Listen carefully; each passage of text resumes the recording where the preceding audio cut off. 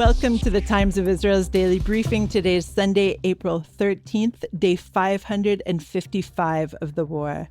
Amanda Borschel-Dan here with our partner in crime, Jessica Steinberg, wearing a different hat today as culture editor. Hi, Jessica. Thanks for joining me today. Hey, Amanda. Thanks for having me. We are recording ahead of the Passover holiday, and we are going to be discussing in general Israeli art since October 7th, 2023, and how it's being exhibited right now.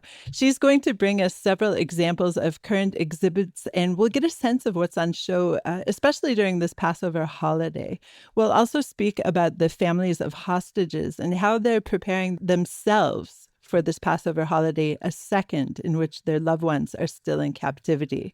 So we will discuss all of this and more when we're back.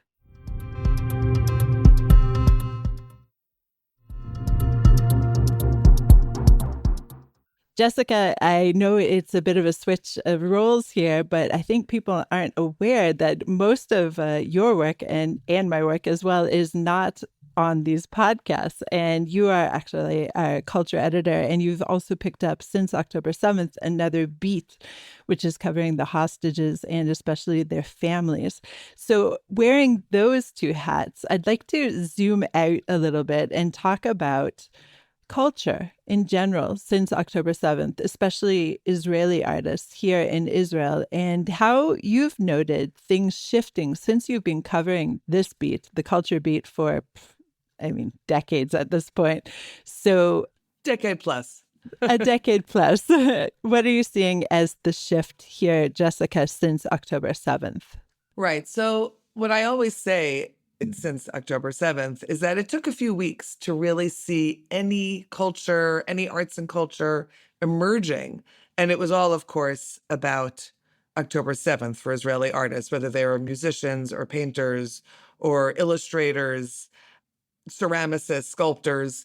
Basically, everyone was reacting like every Israeli was to what was happening. And I often talk about people like Shoshka Engelmeyer, Zev Engelmeyer, who does these illustrations called the Daily Postcard. He still does them and posts them on social media, basically drawing with markers the image of the day. It could be of a hostage family. It could be of a bereaved family of a soldier who was killed. Now it's of released hostages sometimes, but also hostages who are still in captivity. And so that's what you saw. It was sort of a rolling out of artists themselves reacting to what was happening. And then very slowly, probably in November 2023, really more into December, you started seeing exhibits. Exhibits at the major museums, at the Israel Museum, at the Tel Aviv Museum of Art, at smaller museums like Ramat Gan and Herzliya, Batyam, Anu in the Tel Aviv University. And every major exhibit had to do with October 7th. I just want to stop you here because it's such a huge pivot for an institution to make, because in general, wouldn't you say, Jessica, most of these exhibits are planned even years ahead. And all of a sudden they had to pivot, the word of the day, but also find a different space, find a different location for what they were planning on having. Can you describe a little bit this situation, this big turn of a massive ship such as the Tel Aviv Museum or the Israel Museum? Yeah, absolutely. It's a great question. Yes, basically an exhibit can take 2-3 years to be planned. And all of these institutions said, we're just not going to be able to put that exhibit up. We're going to put it on hold. Sometimes they had to because it was artworks that were coming from abroad. And all of a sudden, those institutions abroad said, we're not going to send our works to Israel right now because we were embroiled in a war and still are. But more often than not, it was just saying, we can't have an exhibit about Degas or Monet or, pick a contemporary artist. We can't do that right now. We have to do something else. And then they would go into their collections and the curators would start thinking about what they had, also speaking to artists and saying, what do those artists have in their studios that relates to what was happening? And unfortunately, a lot of Israeli artists had works that related in a sense to what happened on October 7th because of, years of war, years of attrition, of terrorist attacks, of their reactions to the events of the last, 75 years. And that's how they did it. Right. And so now we're kind of in a new phase when you say, Jessica, where the institutions are actually planning with this in mind. They're able to plan a rollout of some new way of looking at the conflict, a new way of looking at the hostage situation. Right. There's that. And also, I think for the most part, a lot of these institutions, they can't really bring themselves to completely ignore it.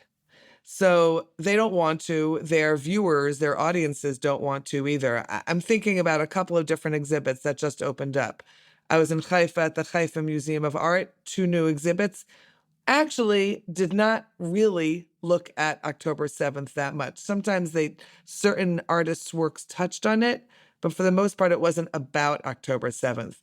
But then you go to a museum like the Holon Design Museum, or I think officially Design Museum Holon, which is just outside of Tel Aviv, and they just opened with a big splash, an exhibit called Heroines, which is about fashion in World War II. And why fashion in World War II? Because the curator, Ya'ara Kedar, who's a very well-known art historian and fashionista, she was thinking about how people kept on going throughout the years of the Second World War. And one of the industries that really had to keep on going was fashion. And there were survivors and victims who were fashion designers. She took one exhibit and rethought it, an exhibit of a woman named Hetty Strand, who did not survive the Shoah, did not survive the Holocaust, but sent her designs in an envelope to family in Milwaukee in the U.S. Milwaukee is actually right next to where I was born. I want to also just nail down and pause on this exhibit a little bit more because I follow you on social media, and anyone who doesn't should. And you posted really interesting videos from there of these mannequins who are wearing, I don't know, I'm not a fashion person, as you know, but who are wearing a cloth that looks to me as gingham. Would you call it gingham? I think that's what it is, like checkered, and it reminds you of a tablecloth, and it brings the whole home and hearth to the center of that section of the exhibit as well. And talk a little bit about why she chose heroines, meaning obviously we're in a war and this is a little bit of a war theme, but she's centering it, this curator, on home and hearth, it appears to me at least. Right. So social media, it doesn't always hone in on everything. Basically, she took a few different women, heroines, who used fashion as a way of moving forward in their life during World War II. One was that woman, Hetty, that I spoke to, who was a victim, but her designs lived after she did. The reel that you saw of the gingham looking was actually flour sacks. It was clothing made out of flour sacks because there wasn't enough fabric to make clothing. So designers and seamstresses used everything they could find. Flour sacks were then printed with prints, with flowers, with gingham, because they knew that people were using the sacks once they were done in order to make clothing. Women made wedding dresses out of parachutes because there was no silk to be had. And that's the idea of the exhibit. It really looks at a wide swath of women from different experiences and what they did to keep on going. And of course, as one of the researchers in the exhibit said to me, a fashion designer I happen to know for many years from Tel Aviv, she was there and she said, there were victory pins that were created during World War II for the Allies. And some of them had diamonds, like that one made by Cartier. But it really is akin to the yellow hostage pins that everyone now wears, which were first 3D printed by an industrial designer in Tel Aviv. And that's the idea, kind of bringing that together. Okay, we're going to go to a short break, and then we're going to discuss 2 other exhibits on show right now.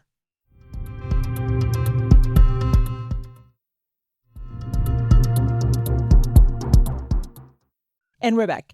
I would like to talk about an exhibit that is in Holon's neighborhood in Batyam in a structure that is called the Mini Guggenheim, or at least nicknamed that.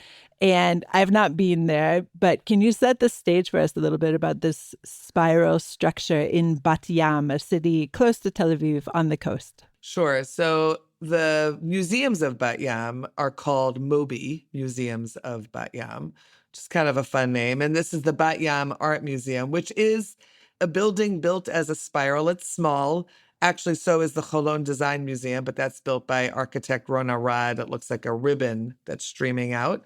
The Moby, the Batyam Museum, was built as a structure probably in the last 30 years or so. The staff, the curatorial staff of the museum like to call it the Mini Guggenheim for the New York Museum that is in a spiral. This is a much less impressive structure in that sense.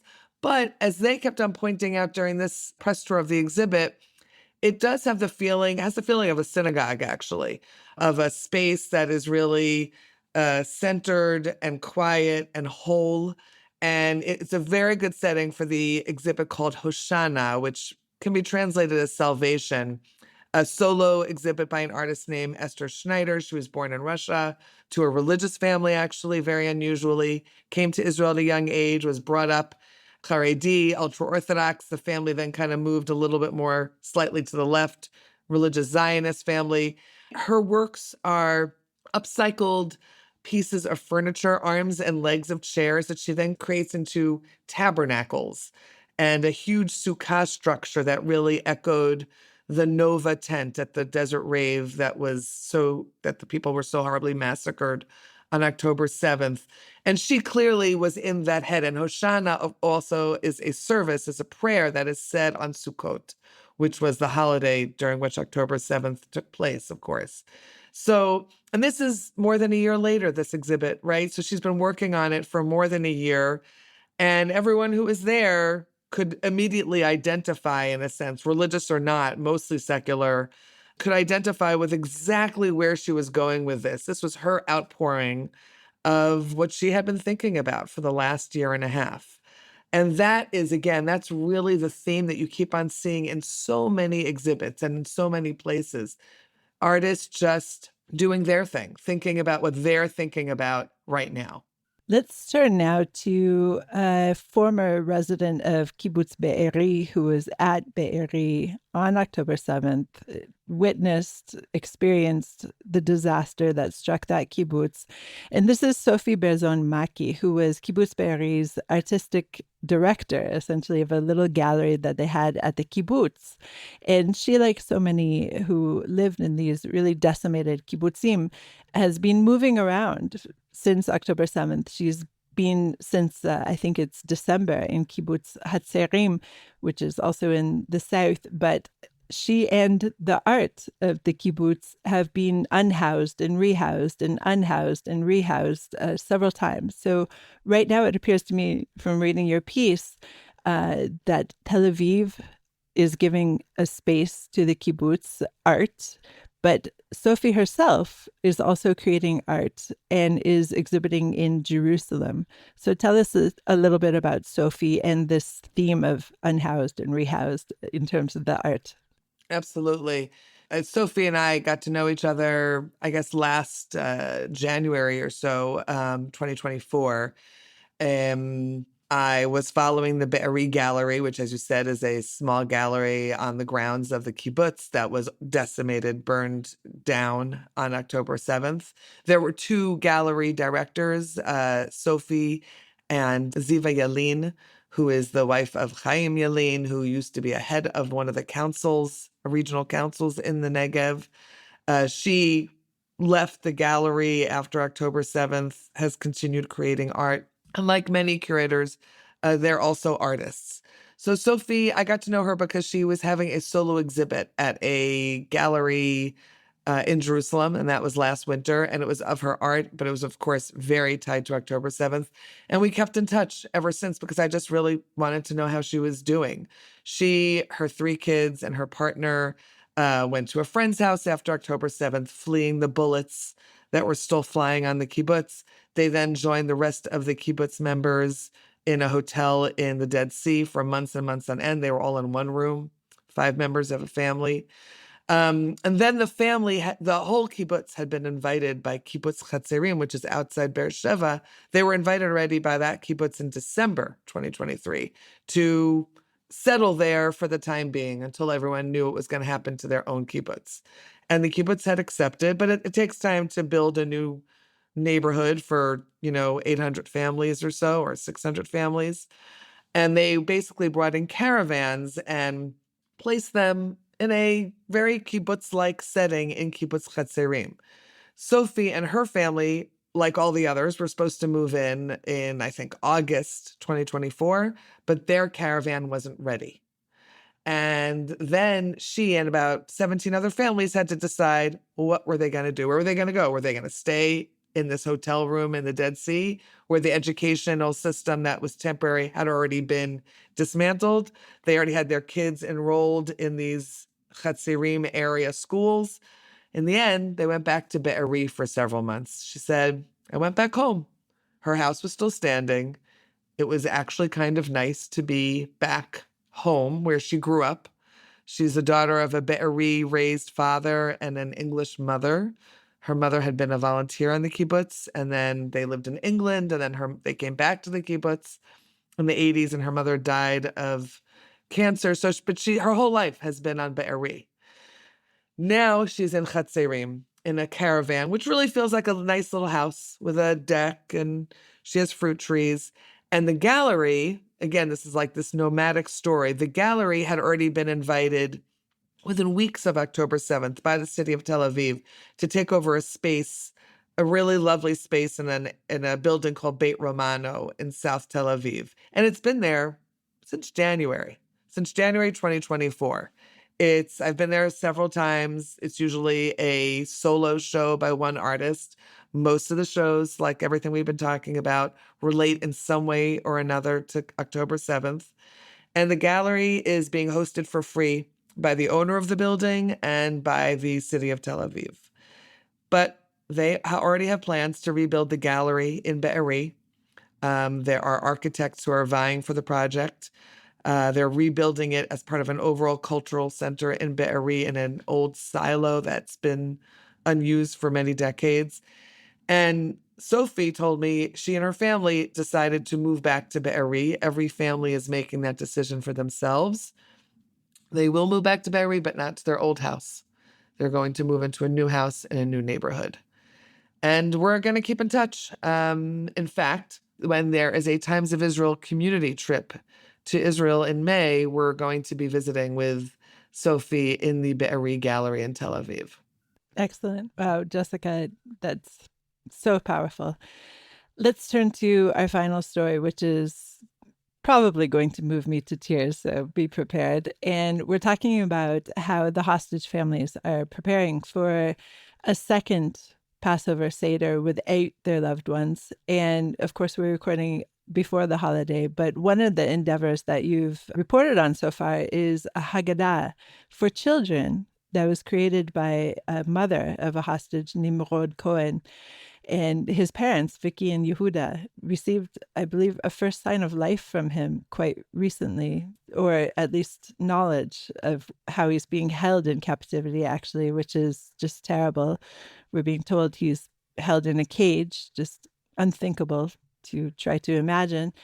And she, in any case, is creating a Haggadah for children with some of the iconography that has come up throughout this 18 months of captivity, including Emily Demari's hand with a victory sign. And I just can't, it's so powerful to think about this. So Jessica, describe this Haggadah and how else parents, families of these hostages who are experiencing a second Seder in captivity are dealing with all of this. Yeah. The way I actually found out about the Haggadah was many days or many weeks. I kind of vibe between arts and culture and hostages. So I might start a morning at a protest or a rally with hostage families and then go to a museum or interview someone about their exhibit or their work or their what have you. And I was at was called Shift 101, capital S. That is the mostly silent protesters who wear white, and they usually sit in front of major government institutions or public institutions or traffic intersections. And I went to one to see which hostage family members were there. And there was Varda Ben Baruch, who was the grandmother, the very lovely, strong, elegant grandmother of hostage Idan Alexander. And she was sitting right next to Vicky Cohen, who is the mother of hostage Nimrod, who is a soldier and who, as you say, is being kept in horrific conditions, at least what they know of until now. And Vicky and I were speaking about how she is and these last signs of life that they received. In fact, the first sign of life they received was from a video of the Horn brothers of Yair and Eitan. And in that video, they caught sight of not of Nimrod, not of her son's face, but of a tattoo that he got 3 days before October 7th, a tattoo of a crow on his arm. And that is how they identified him. And then they heard from other released hostages kept with him about these horrific conditions. So what does she do? She happens to be someone who illustrates for fun on the side, or used to for fun. Now she thinks of it as a kind of meditation, a way to take her mind off when she's not speaking or interviewing or at protests or at rallies. And her illustrations are lovely. She basically took all the images that she thinks of when she thinks of both released hostages who are still in Gaza, and drew them into the story of the Haggadah. She took an existing Haggadah text for children, and she added released hostage Romy Gonen's love of leopard fabric and put it on a figure of the 4 children. And she took Shlomo Mansour, a murdered hostage, but who had this amazing handlebar mustache, and put that on someone else. And as you said, Emily Damari's hand, and scorpions that Ohad Yahalomi, a Nir Oz hostage who was murdered in captivity, but who worked for the Parks Authority and researched scorpions and put in a little scorpion there. And she said it helps. She did it in about a week. And she was showing me, scrolling through photos on her phone, just showing me how she did this. And that was something that was helpful for her. And then on the same Haggadah subject, the Hostages Forum, which works with the families of the hostages, put out their second Haggadah, because this is the second Passover in which hostages are still in Gaza. They added texts from families of hostages who are still in Gaza, from released hostages, from bereaved families, adding texts and ideas that relate to the content of the Haggadah. And add another layer, Liri Albag, one of the surveillance soldiers who was released, she wrote this beautiful couple of paragraphs about how she and Agam Berger wrote their own Haggadah in captivity with what they had and what they could remember. And it just was a way of marking that day for them. And I just want to add one more thing about all of it. John Polin, the father of Hirsch Goldberg Polin, has been saying on social media and saying this publicly that it's just so important. And even though you're going to be hearing this after the Seder, after the first Seder, that everyone realizes this is the second Passover, the second of Seders in which there are still hostages in Egypt.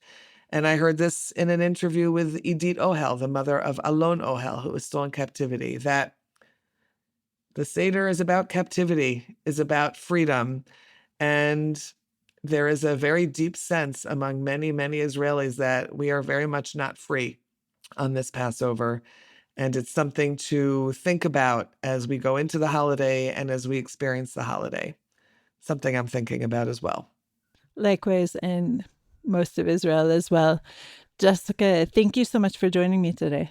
Thank you, Amanda. Thanks for the opportunity. Thanks for listening to the Times of Israel's daily briefing. Please check out another installment tomorrow. This episode was produced by the Podwaves and video edited by Thomas Gersh. If you have any questions or comments about this or any other episode, please drop us an email to podcast@timesofisrael.com. Until tomorrow, shalom.